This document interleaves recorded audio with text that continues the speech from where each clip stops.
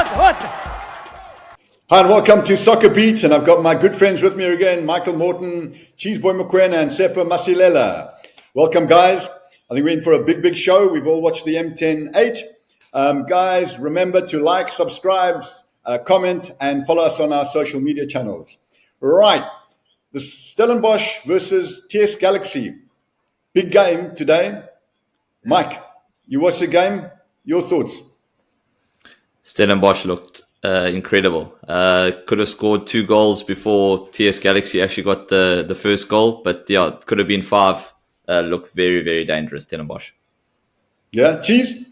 Yeah, I mean, I'd echo what Mike is saying. I think they played very well under the circumstances. The field was not looking so great, but they piled a lot of pressure. They should have scored more goals, and it's still just out there. Clearly, it just shows that Coach Steve Barker has got an upper hand on Ramovic. I think out of the 10 games they've played, Barker's won 7 of those games. They've drawn 3. He just added another one, so that makes it 8.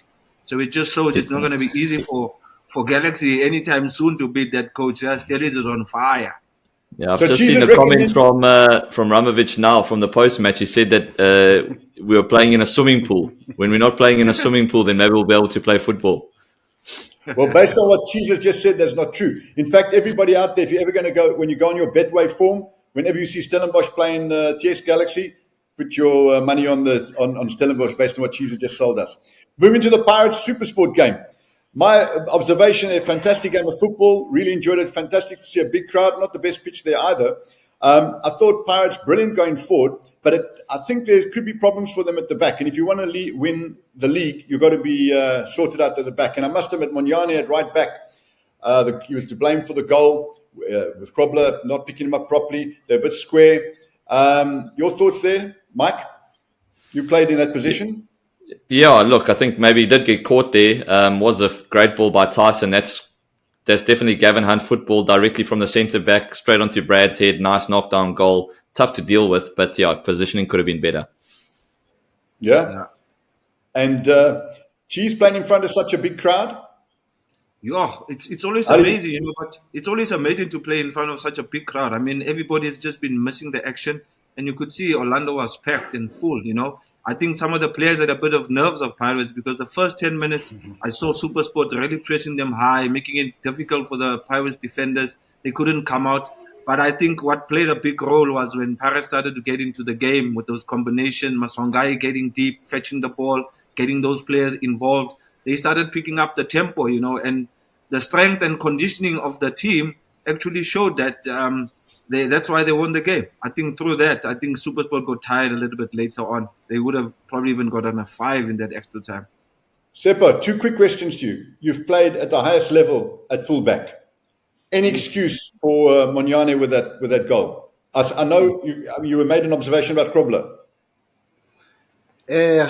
Looking at that goal, no excuse from Monyane, but Krobler did sell him a dummy, and I think he followed Krobler instead of keeping his eyes on the ball. That's when he lost and misjudged the flight of the ball. But no excuse as a fullback. You should be able to deal with that one. I think Krobler got the better of him there with a bit of experience, Tsepo. I think you also know that you had a Jeremy Brocky that always lurks behind the right back, behind the fullbacks, opposite side. And if they had analyzed the game, they should have known that Brad likes to do that, So I was shocked that they couldn't pick that up. He does that a lot. And look, they eventually got a goal from that. Well, it's 101 defending, and I don't think Mike or Tsepo would have been caught with that. And I'm not even a defender. I definitely wouldn't have been caught from that. But I thought Pirates going forward were brilliant. Tito was superb. That goal that should have been when Monyane didn't play, that all those 1-2s and not Monyane, and Mofokeng stuffed his shot when he should have just rolled it back. That would have been goal of the season for me in the world. Saleng looked bang on form. Really impressed with him. Cheese, how are these guys, how are they feeling right now? You've been in that situation. How are they feeling? What's the confidence in that? What would the confidence be in the Pirates camp right now going forward? Have you spoken to any of the players? Yeah, the mood is quite good. I mean, they're building quite a solid foundation. As you've seen, the coach also made a few subs just to give the other guys a run as well, because he needs to try and keep everybody happy. Spoke to Saleng after the game, told him congratulations, good game. I mean, I think he worked hard. He's showing that he wants to be a starter for this season, and he's promising to score more goals. And obviously, the target is for them to win the league. So I think Yeah. well done to Pirates over the weekend. Yeah.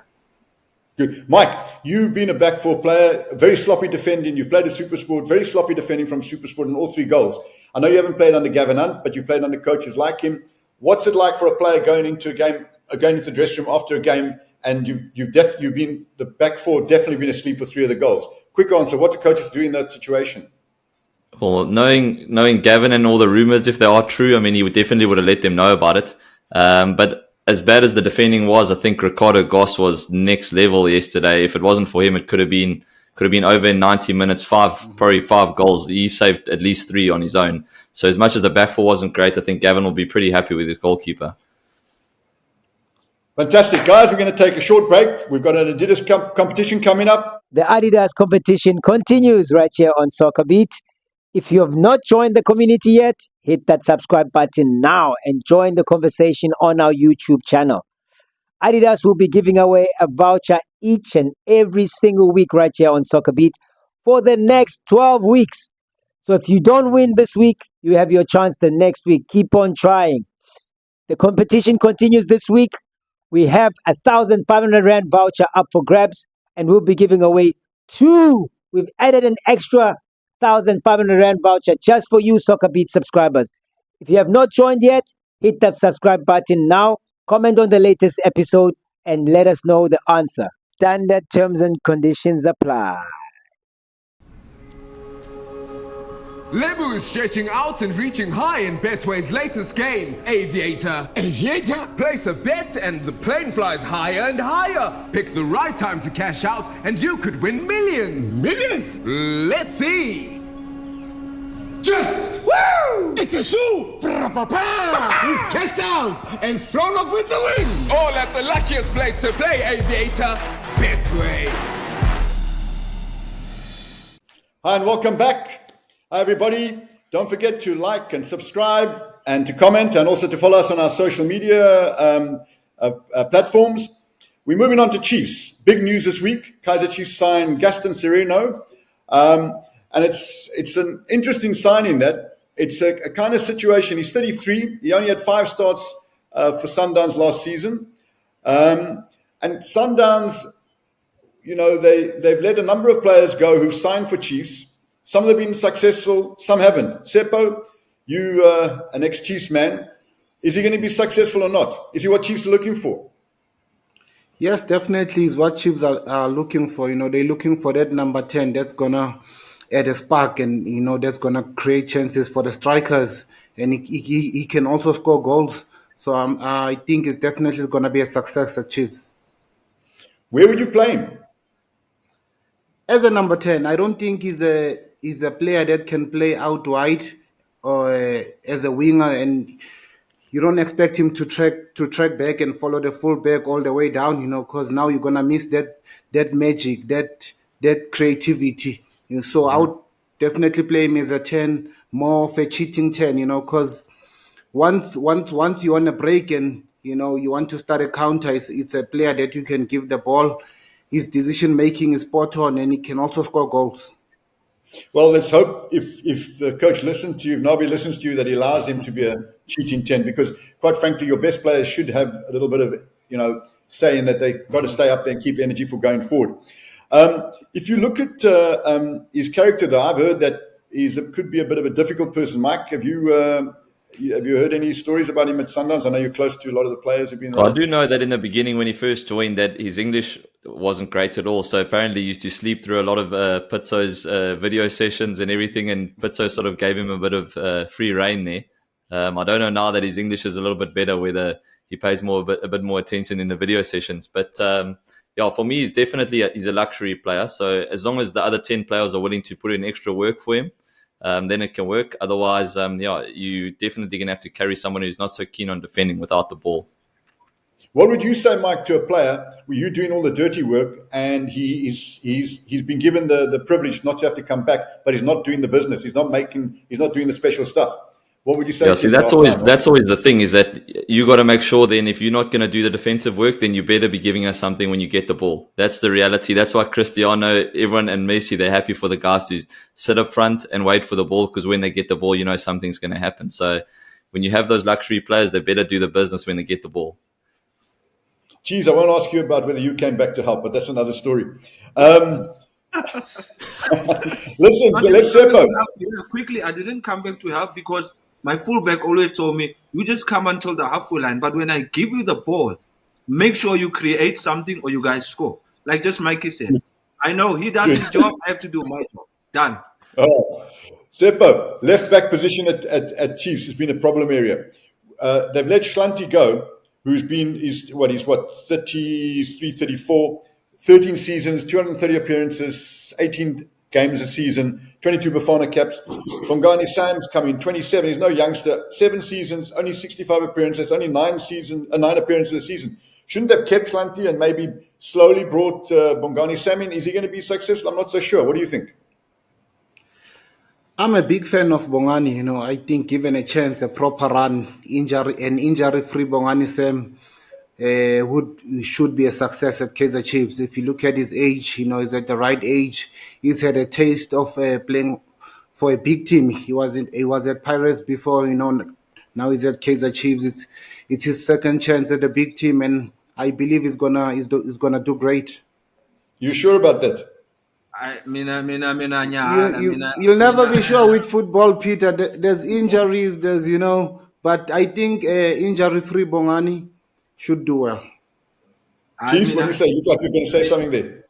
I'm 10% sure, Nyana, but I'm not sure, Tsepo, but I know he's a good player. I think he has had his best days at Celtic. I had a chance to play friendlies against them at Pirates, but I couldn't see him actually handling the pressure. And I know Pirates and Chiefs is one of the big clubs in the country, so I'm hoping that he does well. But I don't see him actually playing out the whole season. So I think he's going to be a player that will be in and out, and you don't really need that in terms of your back four. Okay, Tsepo and Cheese, we're going to come back to... Sorry, Tsepo, you want to say? No, if you look at the Chiefs team now, they don't have a natural left back. I think he is going to be, confident that... I'm not sure if it's his position now because apparently he's injured, but again, at Pirates, the competition was too tough for him and he couldn't really make that position his own. But he's got a great chance at Kaizer Chiefs to own the position. And then did you see what Bassadine did today? So Bassadine was the other target at Chiefs, and if you watched him at Stellenbosch today, got on the score sheet as well, and for me was one of the best fullbacks in the league last season. So when I take Bongani Sam versus someone like Bassadine, then I think Chiefs obviously in the market for Bassadine and put in a big offer that Stellenbosch turned down. So interesting. Great stuff, guys. We're going to take an ad break from our sponsors, Betway. See you shortly.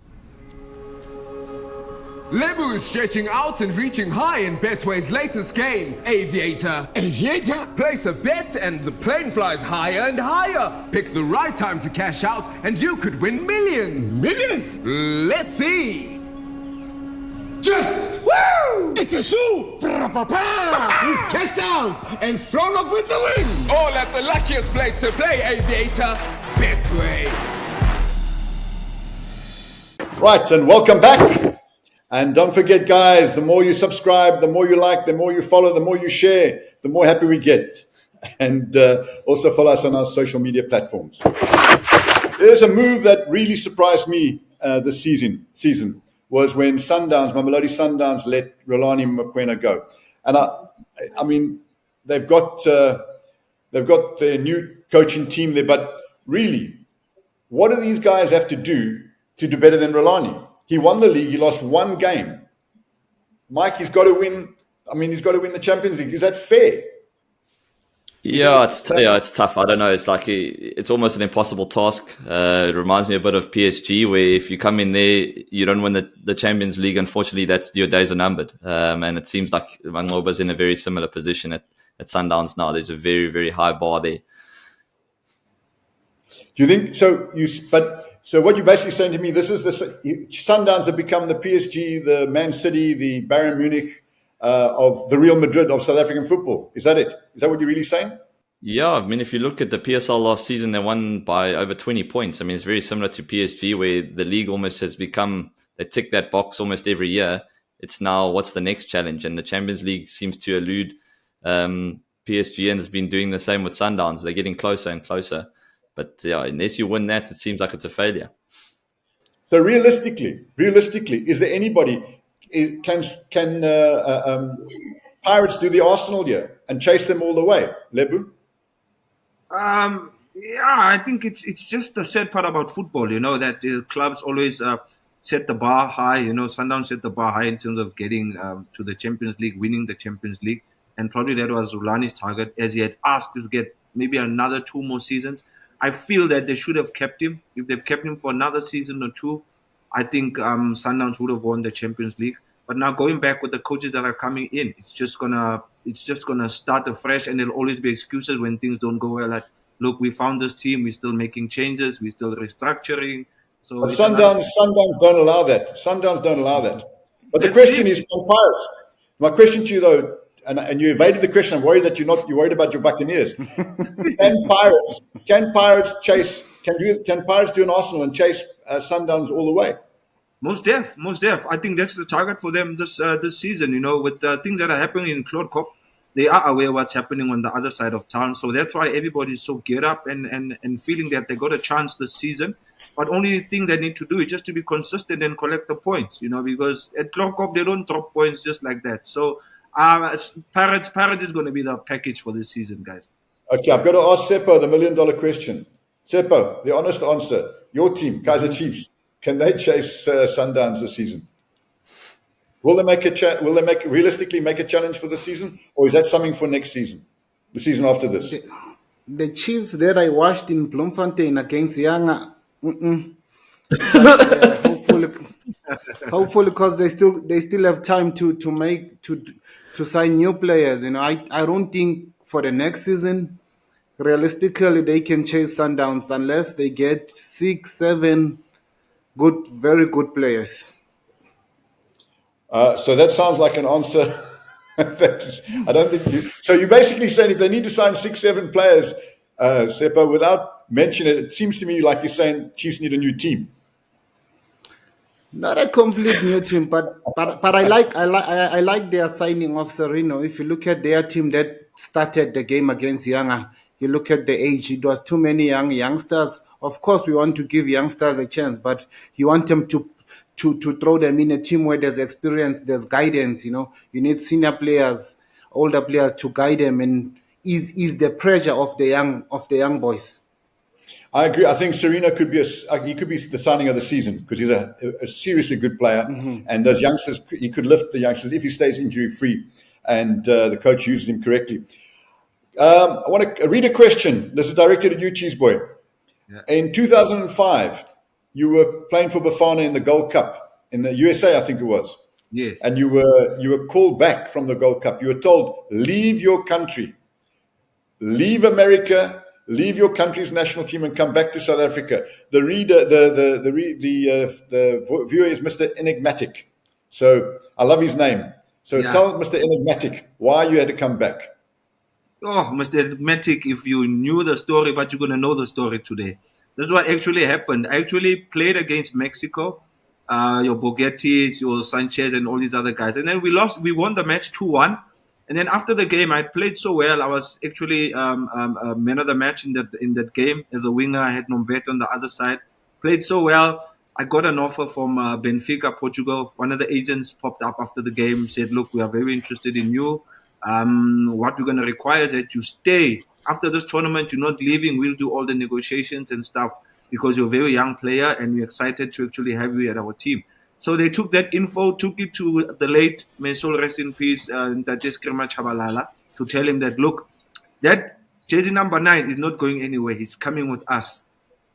Then I get back to the hotel. I was sharing with the late Gift Liremi. So I tell Gift the good news. I'm like, Fit, there's an opportunity here. So if I play well again in the next match and the next match, definitely I'm going to live my dream now. I'm getting my move overseas. Then Mr. Skrima knocks at my door. He says to me, Cheesy, I just got a call from the chairman back in South Africa. They said you need to fly back tomorrow urgently to come and play the Vodacom Challenge. I was so devastated. I didn't want to. I actually cried on the flight. Like, why am I going back for a Vodacom challenge when there's so much opportunity here? So I guess maybe Pirates didn't want to lose me at that time, but I lost an opportunity myself. So you would have been playing in the big leagues in Europe? Yes. For one of the biggest clubs in Europe, Benfica. I would have grown as a player. I wanted to grow as a player. I mean, Benfica was a massive club in those days. They're still a big club, but they're a massive club. How do you feel right now about it? Well, I look at it. I've actually buried some of it, and I've just forgotten about it. But now that you bring it up, you just bring all these emotions of the opportunity that is lost, But I guess it's part of life. Something that I've learned. Maybe in my next life, I'll make a move overseas. Fantastic. What? No. As a defender, left back.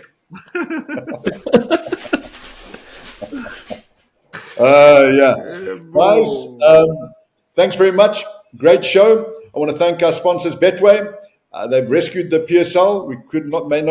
We may not have had a PSL sponsor this season. It would have been a tough year for players, coaches, and agents, and everybody. But thank goodness they've come on board, and we're grateful for them for being our sponsors as well. By the way, on a separate note, Cheese, just going back to that, I believe there was a lot of partying on that trip. And now that you tell me you shared a room with Gift Leremy, it makes me think there was a lot of partying on that trip. You're calling out the bad boys? No, man. I actually left after the first game, but most probably the guys probably had their fun after, because the guys had won and got into the knockout stages. So I guess the mood was high and nice.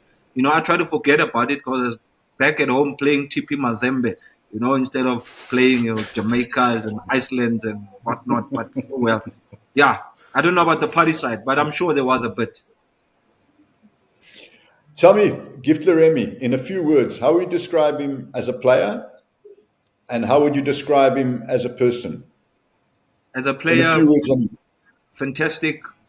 Could shoot. Especially most of our viewers have not seen him play. He could play wide left or wide right, or as a 10. Yeah, he could play right left, right wing. He could play as a forward. He could play as a 10 as well.